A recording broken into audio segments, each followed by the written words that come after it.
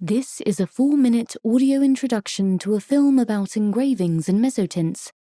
It's from the National Portrait Gallery. The film itself lasts about 4 minutes and shows the making of an engraving and a mezzotint by printmakers Sarah Gillespie and Paul Kirkup in their studio in Devon, using tools and techniques that have remained almost unchanged since these processes were developed. One 17th century mezzotint in the gallery's collection shows a figure of indeterminate gender, pictured in black and white from the waist up.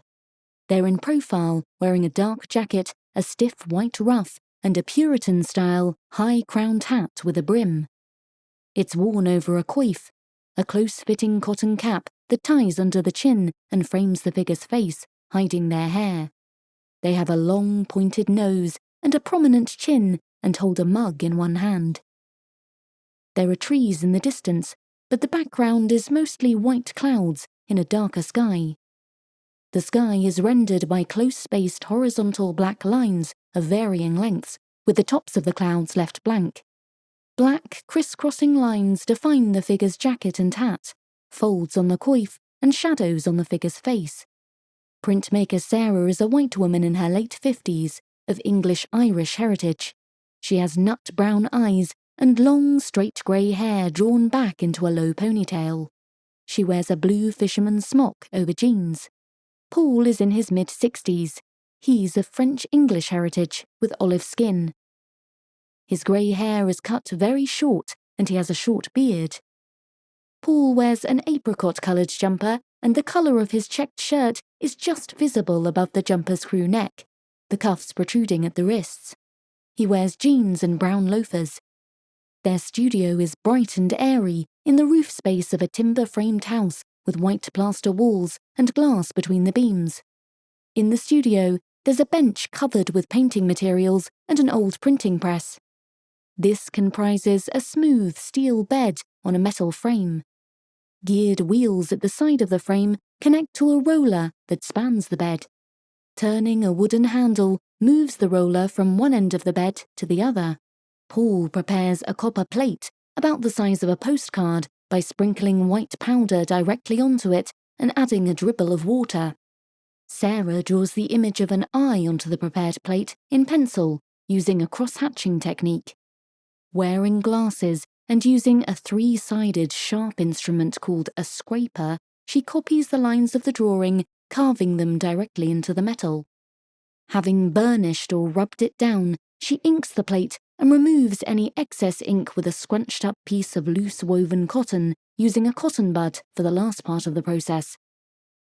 Then, she puts paper over the inked plate, using a folded piece of card as tweezers to adjust the position of the paper without touching it with her inky fingers. She turns the handle so the rollers pass over the bed, pressing the paper down onto the plate, transferring the image. Peeling the paper off the plate, she lays the print down, revealing 2 eyes in mirror image, one on the plate and the other on the paper. White letters on purple, National Portrait Gallery.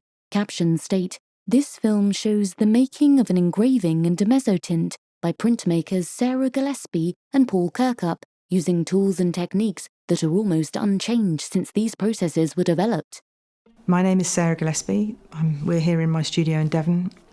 I've always had an interest in methods and materials. My husband Paul is an engraver, a traditional engraver.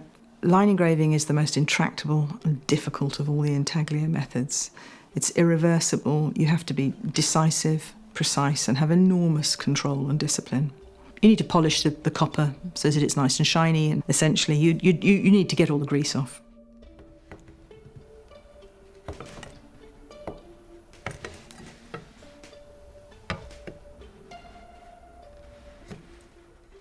And the engraving proceeds more or less freehand after that. But you are essentially carving lines into metal.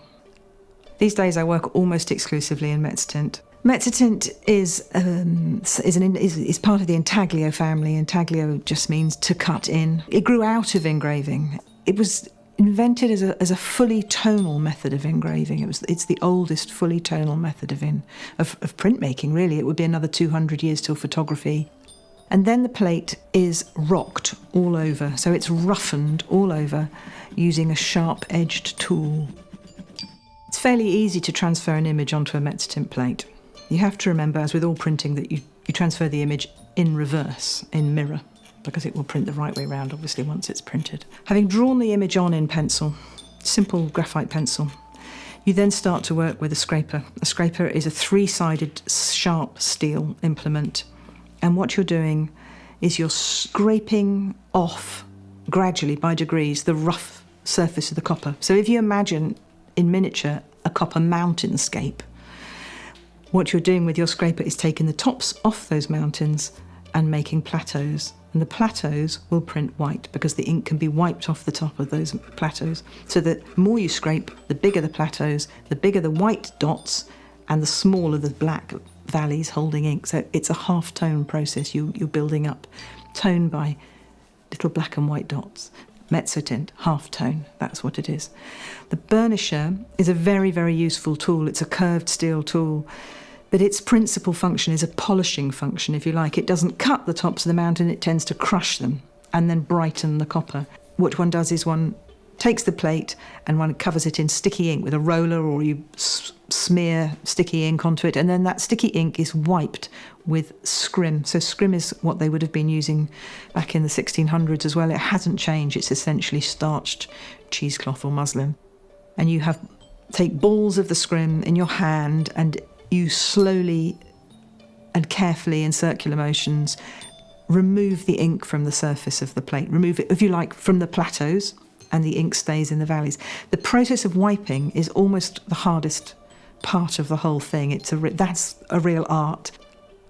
We're working on a Hunter Penrose press, which is an English-made press, probably 40 or so years old. It looks older, but it's an incredibly heavy, weighs about 1.5 tons. It's an absolute classic intaglio press. The inked plate is placed on the bed of the press to one side of the rollers. You then place dampened paper onto the inked copper plate. You then place tissue on top of that, and then heavy boiled wool felted blankets are carefully placed down over.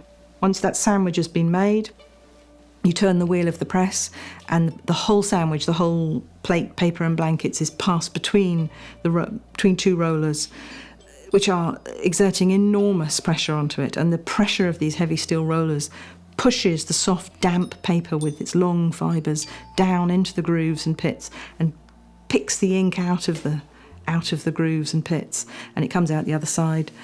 Take the blankets off, take the tissue off, and gently peel the paper off, and there you have the print. White Letters on Purple invite you to explore the collection, npg.org.uk. Audio description written by Louise Fryer and voiced by Fern Lulham for Vocalise.